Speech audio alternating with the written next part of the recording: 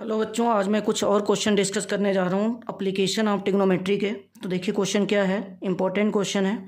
The angle of elevation of a cloud from a point h metre above a lake is alpha. h metre above a lake is alpha and the angle of depression of its reflection in the lake is beta. तो देखिए cloud कहीं यहाँ पे है, P point पे, इसका angle of elevation बन रहा है अल्फा और जो इसका रिफ्लेक्शन का एंगल ऑफ डिप्रेशन है वो है बीटा। तो ये देखिए यहाँ पे एंगल बीटा बना है, ये रिफ्लेक्शन यहाँ पे पड़ रही है क्लाउड की। तो ये वाटर सरफेस है, वाटर सरफेस से जितना ऊपर क्लाउड है उतना ही ये वाटर के अंदर इसकी रिफ्लेक्शन उतनी ही नीचे बनेगी। तो ये हाइट है h, ये डिस्टेंस अगर क्लाउड की h है वाटर सरफेस से, तो रिफ्लेक्शन की जो वाटर सरफेस से हाइट होगी वो भी h होगी, सॉरी x होगी। तो ये अगर x है तो ये भी x होगा। अब देखिए क्या कर रहा है, prove that the height of the cloud is h, h है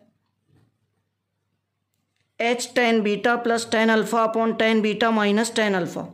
तो चलिए स्टार्ट करते हैं। P जो है पोजीशन है क्लाउड की, और ये जो S पॉइंट आपको दिख रहा है यहाँ से कोई बंदा जो है इसको ऑब्जर्व कर रहा है क्लाउड को। और ये देखिए MR जो मैंने लिखा है MR, ये जो है लेक सरफेस है। तो ये तीनों चीज़ें मैंने यहाँ पे लिखी हैं। P जो है पोजीशन है क्लाउड का, S पॉइंट ऑफ ऑब्जर्वेशन है और MR जो है सरफेस है लेक का। अब ट्रायंगल PNS में अगर मैं बात करूं तो ट्रायंगल PNS में tan अल्फा क्या होगा, tan अल्फा होगा PN upon SN, PN upon SN, perpendicular upon base. तो PN की वैल्यू क्या होगी, ये देखिए, ये जो हाइट है वो x है और ये जो हाइट है वो h है। तो ये अगर h है तो ये भी h होगा। तो x से h को माइनस कर दोगे तो PN आ जाएगा। तो PN की वैल्यू मैंने लिखी x माइनस एच और SN की वैल्यू क्या है y। तो x minus H upon Y, this is tan alpha, equation number 1।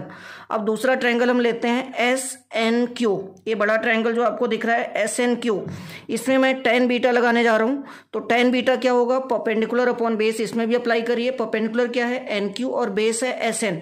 तो NQ को आप क्या लिखोगे, x plus H upon SN, that is y। तो ये आ गया x plus H upon Y. अब ये बन गई आपकी इक्वेशन नंबर 2। इक्वेशन नंबर 1 को इक्वेशन नंबर 2 से अगर डिवाइड कर दें तो क्या बनेगा, tan alpha upon tan beta is equal to x minus H upon Y upon में x plus H upon Y. y और y कैंसिल हो जाएगा तो इधर आएगा x minus H upon x plus H, that is tan alpha by tan beta. अब cross multiply कर दो तो ये बनेगा tan alpha into X plus H is equal to tan beta into X minus H. tan alpha को bracket के अंदर multiply करिए, x tan alpha into h tan alpha is equal to, इधर क्या लिखोगे, x tan beta minus h tan beta. अब x वाली terms मैंने एक तरफ कर दी मल्टीप्लाई करके और h वाली टर्म एक तरफ कर दी। तो x कॉमन हो जाएगा, tan alpha minus tan beta इधर से आ जाएगा और इधर से क्या आएगा, h कॉमन लोगे तो tan alpha plus tan beta. h common लेने के बाद माइनस h मैंने कॉमन लिया तो इधर आ गया tan alpha plus tan beta, और यहाँ से x कॉमन लोगे तो ये आएगा tan alpha minus tan beta. तो यहाँ से अब x अगर मैं फाइंड आउट करूँ तो ये बन जाएगा आपका minus h tan alpha plus tan beta upon tan alpha minus tan beta. तो ये x हमने फाइंड आउट कर लिया। अब देखिए माइनस से अगर मैं मल्टीप्लाई कर दूं ऊपर नीचे तो ये माइनस हट जाएगा आपका और इधर आ जाएगा tan beta minus tan alpha. तो ये हमारे पास रिजल्ट आ गया h into tan alpha plus tan beta upon tan beta minus tan alpha. तो यही हमें फाइंड आउट करना था, हमें ये x की वैल्यू फाइंड आउट करनी थी। तो ये रिजल्ट है इसका। नेक्स्ट क्वेश्चन पे चलते हैं। नेक्स्ट क्वेश्चन है, a boy whose eye level is 1.3 metre from the ground.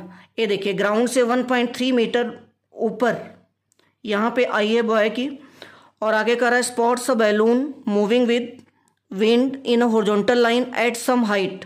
तो कह रहा है कि कुछ हाइट पे, लेट करते हैं h हाइट है, तो h हाइट पे वो बैलून देख रहा है और वो बैलून जो है हॉरिजॉन्टल डायरेक्शन में मूव कर रहा है। कह रहा है the angle of elevation of the balloon from the I of the boy eight an instant is 60 degree.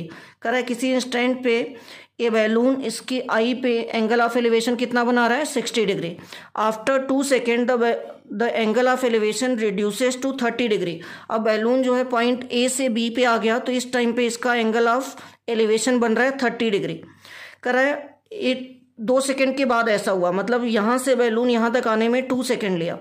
If the speed of the wind is 29 under root 3 metre पर second, then find the height of the balloon from the ground।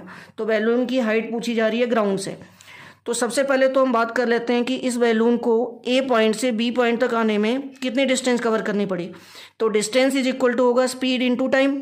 Speed आपको given है 29 under root 3 और time आपका है 2 second, तो ये आ गया 58 अंडर रूट 3 मीटर। मतलब ये जो ए बी की वैल्यू है ये आ गई 58 अंडर रूट 3 मीटर। इसी को मैंने यहाँ पे देखिए वाई लेट किया है, तो 58 अंडर रूट 3 मीटर जो है वाई बन गया।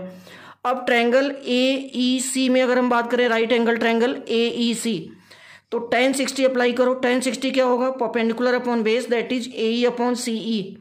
तो यहाँ से tan 60 की वैल्यू जब पुट करोगे तो tan root 3 is equal to h upon x बन गया। तो यहाँ से h की वैल्यू क्या आएगी, x अंडर रूट 3। ये बन गई इक्वेशन नंबर 1। अब दूसरा ट्रायंगल ले लीजिए। दूसरा ट्रायंगल कौन सा, B F C, triangle B F C. तो ट्रायंगल बी एफ सी में tan 30, ये देखिए tan 30 लगाना है इस एंगल के लिए tan। तो tan 30 क्या होगा, perpendicular upon base that is F B upon C F. तो ये आएगा h upon x plus y, h upon x plus y. और tan 30 की वैल्यू क्या है 1/√3। अब क्रॉस मल्टीप्लाई अगर हम कर दें तो x plus y is equal to h√3 आ गया। अब यहाँ पे x plus y is equal to h√3 है, तो h की वैल्यू देखो क्या है √3x। फर्स्ट इक्वेशन में h की वैल्यू आई है √3x, तो √3x पुट कर दिया इंटू √3, तो ये बन गया 3x। Means x plus y is equal to 3x। तो ये बन गया आपका 3x minus x, 2x is equal to y. x की वैल्यू आ गई y/2, x की वैल्यू आ गई y/2। y की वैल्यू हमने ऑलरेडी निकाल रखी है 58√3। 58√3 पुट कर दीजिए, 2 से कट करोगे 29√3 मीटर बन जाएगा। और h की वैल्यू अगर आपको फाइंड आउट करनी है तो √3x है, तो √3 इंटू एक्स की वैल्यू 29√3 पुट कर दो।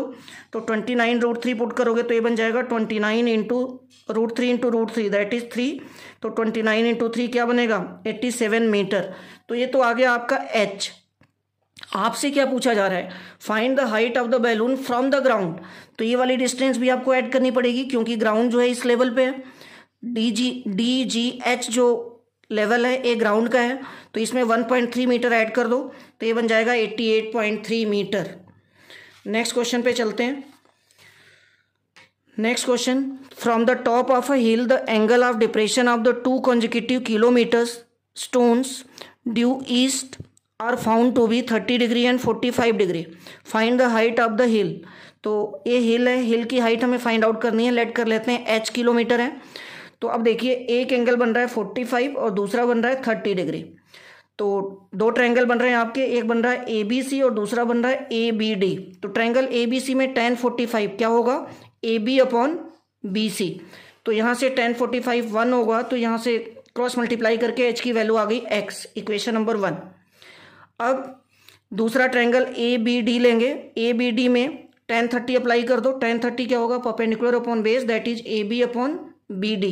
AB upon BD means AB upon BD को ब्रेक कर दिया DC प्लस CB। तो DC की वैल्यू 1 किलोमीटर और CB की वैल्यू लेट कर लिया x किलोमीटर। ये देखिए जो दोनों स्टोन्स हैं वो 1 किलोमीटर की डिस्टेंस पे हैं, तो ये 1 किलोमीटर और इसकी वैल्यू गिवन नहीं है, हमने लेट कर लिया x है। तो क्रॉस मल्टीप्लाई करोगे तो 1 plus x is equal to h√3 बन जाएगा।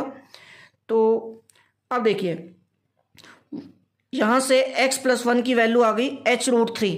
अब x की वैल्यू क्या मैं h पुट कर सकता हूँ क्योंकि फर्स्ट इक्वेशन में h की वैल्यू x है, तो x की जगह आप पुट कर दो h plus 1 is equal to क्या आ गया h√3।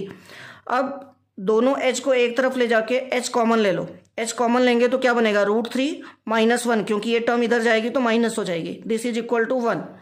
तो यहाँ से h की वैल्यू आ गई 1 अपॉन √3 माइनस 1, 1 अपॉन √3 माइनस 1। अब √3 प्लस 1 से अगर मैं मल्टीप्लाई और डिवाइड कर दूं तो रेशनलाइज हो जाएगा। तो रेशनलाइज करके वैल्यू क्या बन रही है, √3 + 1/2, √3 + 1/2, √3 की वैल्यू 1.732 अगर पुट कर दें तो ये बन गया 2.732 divided by 2, that is 1.365 kilometre. तो आपको हिल की हाइट पता चल गई 1.365 किलोमीटर। नेक्स्ट क्वेश्चन पे चलते हैं। तो देखिए नेक्स्ट क्वेश्चन क्या है, the angle of elevation of the top of a tower at a distance of 120 metre from a point A on the ground is 45 degree. तो ये देखिए 45 डिग्री का एंगल बना रहा है हिल पे कोई एक, sorry, the angle of elevation of the top of a tower, tower पे एक पॉइंट है जो कितने डिग्री का एंगल बना रहा है, 45 डिग्री का, at a distance of 120 metre from a point A on the ground. तो कह रहा है कि ये टावर जो है ए पॉइंट से जो है 120 मीटर की डिस्टेंस पे है।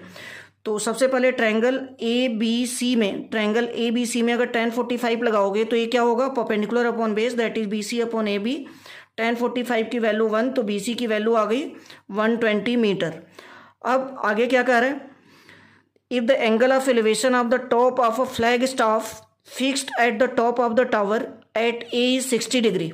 ये देखिए फ्लैग स्टाफ है DC, करा इसका जो टॉप है वो 60 डिग्री का एंगल बना रहा है ए पे, फ्लैग स्टॉप का जो टॉप है वो 60 डिग्री का एंगल बना रहा है ए पे, 60 डिग्री का एंगल बन रहा है।